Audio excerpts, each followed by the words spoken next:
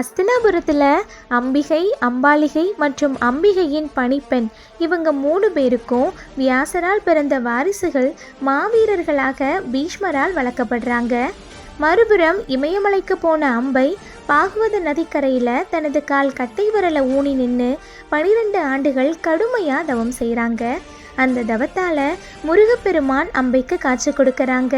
இனி உன் துன்பம் தொலையும்னு சொல்லி ஒரு தாமரை மாலையை கொடுத்து, இந்த தாமரை மாலையை யார் அணிகிறாங்களோ அவங்களால பீஷ்மர் மரணமடைவார்னு சொல்லி மறைஞ்சிட்றாங்க.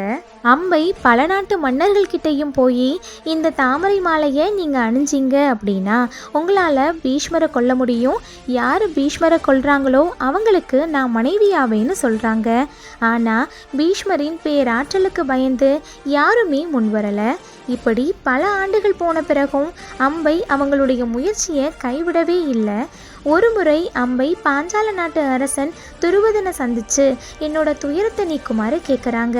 ஆனால் அவரும் அம்பைக்கு உதவ முன்வராததுனால அம்பையுடைய கடைசி நம்பிக்கையும் உடைந்த மனதுடன் அந்த தாமரை மாலையை துருவதனுடைய மாளிகையில் போட்டுட்டு அங்கேருந்து போகிறாங்க. இதை பார்த்த துருவதன் மாலையை எடுத்துட்டு போக சொல்கிறாரு. ஆனால் துருவதனின் வார்த்தைகளுக்கு செவி கொடுக்காம அங்கிருந்து அம்பை போயிடுறாங்க.